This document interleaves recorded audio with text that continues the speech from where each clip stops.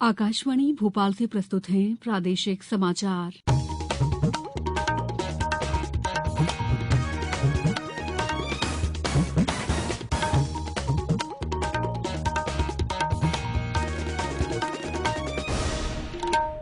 नमस्कार, समाचारों के साथ मैं दीपा सिंह। सबसे पहले मुख्य समाचार। सर्वोच्च न्यायालय ने नोटबंदी के फैसले को सही ठहराया। जल संरक्षण से जुड़े विषयों पर चर्चा के लिए राज्यों के मंत्री 5 जनवरी से भोपाल में करेंगे विचार विमर्श। सतत विकास और महिला सशक्तिकरण विषय पर केंद्रित भारतीय विज्ञान कांग्रेस के सम्मेलन को प्रधानमंत्री नरेंद्र मोदी कल संबोधित करेंगे। और प्रदेश में पड़ रही है कड़ाके की सर्दी। आगामी 2 से 3 दिनों में मावठा गिरने के आसार। अब समाचार विस्तार से। उच्चतम न्यायालय ने वर्ष 2016 में 500 और 1000 रुपए की नोटबंदी के निर्णय को सही ठहराया है। 5 न्यायाधीशों की संविधान पीठ ने केंद्र सरकार की नोटबंदी के फैसले को चुनौती देने वाली 58 याचिकाओं को खारिज कर दिया। न्यायमूर्ति S.A. नजीर की अध्यक्षता वाली पीठ ने कहा है कि यह फैसला सरकार की आर्थिक नीतियों का है, इसलिए इसे बदला नहीं जा सकता। बहुमत के आधार पर फैसला देते हुए न्यायमूर्ति B.R. गवई ने कहा है कि केंद्र सरकार का निर्णय सही है, क्योंकि इससे पहले सरकार और रिजर्व बैंक के बीच परामर्श हुआ था। केंद्र सरकार ने शपथ पत्र में न्यायालय को बताया था कि नोटबंदी का उद्देश्य नकली नोट, काले धन, कर चोरी और आतंकी गतिविधियों के लिए धन मुहैया कराने पर रोक लगाना था। केंद्रीय जल शक्ति मंत्रालय 5 जनवरी से देश भर के जल विभाग से जुड़े राज्यों के मंत्रियों का 2 दिवसीय अखिल भारतीय सम्मेलन आयोजित कर रहा है।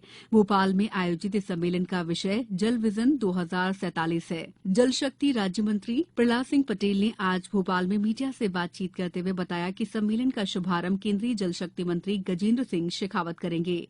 सम्मेलन में मध्यप्रदेश के मुख्यमंत्री शिवराज सिंह चौहान और सभी राज्यों के मंत्री भी शामिल होंगे। जल शक्ति मंत्रालय ने आदरणीय प्रधानमंत्री जी से निवेदन किया कि वो जल समिट का उद्घाटन के पूर्व वो अपना विजन उसके सामने रखें और उसकी शुरुआत हो सके। मध्य प्रदेश के मुख्यमंत्री इसके उद्घाटन के कार्यक्रम में शामिल होंगे। हमारे कैबिनेट मंत्री माननीय शेखावत जी, हमारे राज्य मंत्री और सभी राज्य मंत्रियों को इसमें आमंत्रित किया गया है। इस 2 दिवसीय कॉन्फ्रेंस में पहला सत्र उद्घाटन का होगा और 3 सत्र पूरी तरह से डिस्कशन के होंगे। दूसरे दिन 3 हमारे टेक्निकल सेशंस होंगे। जल विषय पर अपनी तरह का ये पहला सम्मेलन है। इसका उद्देश्य राज्य के हितधारकों से इस विजन पर राय लेना और जल शक्ति मंत्रालय की योजनाओं को उनके साथ साझा करना है। मुख्यमंत्री शिवराज सिंह चौहान ने नए साल में आज मंत्रियों और सभी विभागों के वरिष्ठ अधिकारियों की बैठक ली। मुख्यमंत्री निवास में करीब 2 घंटे चली इस बैठक में सरकार के 2023 की रोड मैप पर चर्चा हुई। श्री चौहान ने विभागवार समीक्षा भी की। बैठक में मुख्य सचिव, डीजीपी, कलेक्टर सहित अन्य अधिकारी शामिल हुए। मुख्यमंत्री शिवराज सिंह चौहान और केंद्रीय खेल तथा युवा मामलों के मंत्री अनुराग सिंह ठाकुर खेलो इंडिया यूथ गेम्स का 5वें संस्करण के शुभंकर, टॉर्च और एंथम का अनावरण 7 जनवरी को करेंगे। खेल एवं युवा कल्याण मंत्री यशोधरा राजे सिंधिया ने बताया कि भोपाल के शौर्य स्मारक परिसर में शाम 6 बजे विभिन्न स्कूल और महाविद्यालय के विद्यार्थी, खेल विशेषज्ञों, खिलाड़ी, सोशल मीडिया इन्फ्लुएंसर आदि की उपस्थिति में मैस्कट लॉन्च किया जाएगा। श्रीमती सिंधिया ने आज टीटी नगर स्टेडियम में खेलो इंडिया यूथ गेम्स की तैयारियों की समीक्षा भी की। राजधानी भोपाल में आगामी 13 जनवरी को युवा समागम कार्यक्रम के साथ ही रोजगार दिवस कार्यक्रम भी आयोजित किया जाएगा। कार्यक्रम में मुख्यमंत्री शिवराज सिंह चौहान मुख्य अतिथि होंगे। वहीं सचिव एमएसएमई पी नरहरि ने बताया कि पूर्व में हुए रोजगार दिवस कार्यक्रमों की तरह ही ये कार्यक्रम संपादित किया जाएगा।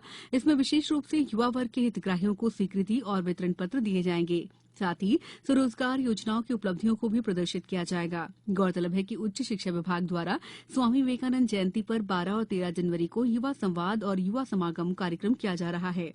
श्री नरहरि ने बताया कि युवा समागम के दूसरे दिन 13 जनवरी को रोजगार दिवस कार्यक्रम सम्मिलित रूप से किया जाएगा। समाचारों में वक्त है ब्रेक का। ये समाचार आप आकाशवाणी भोपाल से सुन रहे हैं। हमारे समाचारों को अब आप कभी भी और कहीं भी अपनी सुविधा के अनुसार सुन सकते हैं। ये समाचार बुलेटिन YouTube, ट्विटर और फेसबुक पर AIR न्यूज भोपाल पेज पर भी सुने जा सकते हैं। इसके अलावा आप हमारी वेबसाइट newsonair.nic.in पर अथवा AIR न्यूज ऐप पर भी समाचार सुन सकते हैं। ब्रेक के बाद समाचारों में आपका एक बार फिर स्वागत है। प्रधानमंत्री नरेंद्र मोदी कल सुबह 108वीं भारतीय विज्ञान कांग्रेस को वीडियो कॉन्फ्रेंसिंग के माध्यम से संबोधित करेंगे। विषय है महिला सशक्तिकरण के साथ सतत विकास के लिए विज्ञान और प्रौद्योगिकी। विज्ञान, प्रौद्योगिकी, इंजीनियरिंग, गणित, शिक्षा और आर्थिक भागीदारी तक महिलाओं को समान पहुंच प्रदान करने के साथ अध्यापन, अनुसंधान और उद्योग जैसे क्षेत्रों में महिलाओं की संख्या बढ़ाने पर विचार विमर्श किया जाएगा। विज्ञान और प्रौद्योगिकी के क्षेत्र में महिलाओं के योगदान को दर्शाने के लिए एक विशेष कार्यक्रम का आयोजन किया जाएगा, जिसमें प्रख्यात महिला वैज्ञानिकों के व्याख्यान होंगे। राज्यपाल मंगू भाई पटेल ने कहा है कि सामाजिक उत्थान और समृद्धि के लिए हमें व्यसन मुक्त समाज का निर्माण करना होगा। आज प्रजापिता ब्रह्मकुमारी ईश्वरीय विश्वविद्यालयों द्वारा आयोजित मेरा मध्यप्रदेश व्यसन मुक्त मध्यप्रदेश अभियान का शुभारंभ करते हुए उन्होंने कहा कि व्यसन समाज और परिवार के पतन का कारण बन जाता है। राज्यपाल ने कहा है कि मेरा भारत स्वस्थ भारत राष्ट्रीय अभियान विगत कई वर्षों से संस्था द्वारा उन्नत और विकसित भारत निर्माण की दिशा में चलाया जा रहा है। प्रदेश स्तर पर संस्था द्वारा मेरा मध्यप्रदेश व्यसन मुक्त मध्यप्रदेश अभियान का शुभारंभ सराहनीय है। उन्होंने कहा कि अभियान में संपूर्ण समाज को व्यसनों से मुक्त बनाने के लिए विभिन्न स्तर पर कार्यक्रमों का आयोजन प्रशंसनीय है। श्री पटेल ने कहा कि जिला, तहसील, विकासखंड और पंचायत स्तर पर व्यसन विकारों में फंसे समाज के लोगों को व्यसन मुक्त बनाकर समाज की मुख्य धारा में जोड़ने का प्रयास किया जाना चाहिए। राज्य में नया साल कड़ाके की ठंड लेकर आया है। आज सुबह भोपाल, ग्वालियर, चंबल, बुंदेलखंड और बघेलखंड में घना कोहरा छाया रहा। वहीं ग्वालियर, चंबल इलाके कड़ाके की ठंड की चपेट में हैं। नर्मदापुरम जिले में ठंड का असर बना हुआ है। जिले में आज बर्फीली हवाओं से मौसम बदला रहा। जबलपुर में भी ठंड पड़ने लगी है। शहर में आज कोहरे के साथ एक बार फिर तापमान में गिरावट आई है। मौसम विभाग के अनुसार जबलपुर, नर्मदापुरम, बैतूल और आसपास के जिलों में 5 और 6 जनवरी को बारिश हो सकती है। ग्वालियर, चंबल, बुंदेलखंड, बघेलखंड और महाकौशल क्षेत्र में तापमान 7 डिग्री, जबकि भोपाल, उज्जैन, इंदौर और नर्मदापुरम संभाग में पारा 9 डिग्री से नीचे जा सकता है। भिंड, मुरैना, श्योपुर, शिवपुरी, ग्वालियर और दतिया में घना कोहरा रहेगा। वहीं सतना, सागर, रीवा, रायसेन और भोपाल में मध्यम कोहरा छाये रहने की संभावना है। अब कुछ समाचार संक्षेप में। मक्का के लिए अनुकूल वातावरण के कारण बैतूल जिले में मक्का का बम्पर उत्पादन होने से किसानों की आर्थिक स्थिति में सुधार हो रहा है। पन्ना जिले में लोकायुक्त ने एक थाना प्रभारी और आरक्षक को 50,000 की रिश्वत लेते हुए रंगे हाथों पकड़ा है। जबलपुर से लगभग 30 किलोमीटर दूर पाटन शाहपुरा मार्ग पर 2 मोटरसाइकिलों की भिड़ंत में 2 युवकों की मौत हो गई। हादसे में 2 अन्य युवक गंभीर रूप से घायल हो गए। देवास जिले में दिव्यांगजनों को निःशुल्क कृत्रिम अंग और सहायक उपकरण प्रदान करने के लिए विशेष परीक्षण और चिन्हांकन शिविरों का आयोजन किया जा रहा है।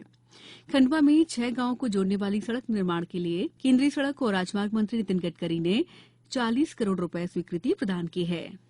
उच्च शिक्षा मंत्री डॉ मोहन यादव ने आज सागर में कहा है कि युवा नीति में विद्यार्थियों के साथ श्रमिक, किसान, व्यवसायी सभी शामिल होंगे। उच्च शिक्षा में रामायण, महाभारत के साथ आध्यात्म की शिक्षा भी दी जाएगी। अंत में मुख्य समाचार एक बार फिर। सर्वोच्च न्यायालय ने नोटबंदी के फैसले को सही ठहराया। जल संरक्षण से जुड़े विषयों पर चर्चा के लिए राज्यों के मंत्री 5 जनवरी से भोपाल में करेंगे विचार विमर्श। सतत विकास और महिला सशक्तिकरण विषय पर केंद्रित भारतीय विज्ञान कांग्रेस के सम्मेलन को प्रधानमंत्री नरेंद्र मोदी कल संबोधित करेंगे। और प्रदेश में पड़ रही है कड़ाके की सर्दी, आगामी 2 से 3 दिनों में मावठा गिरने के आसार। इस बुलेटिन में इतना ही। दीजिए इजाजत। नमस्कार।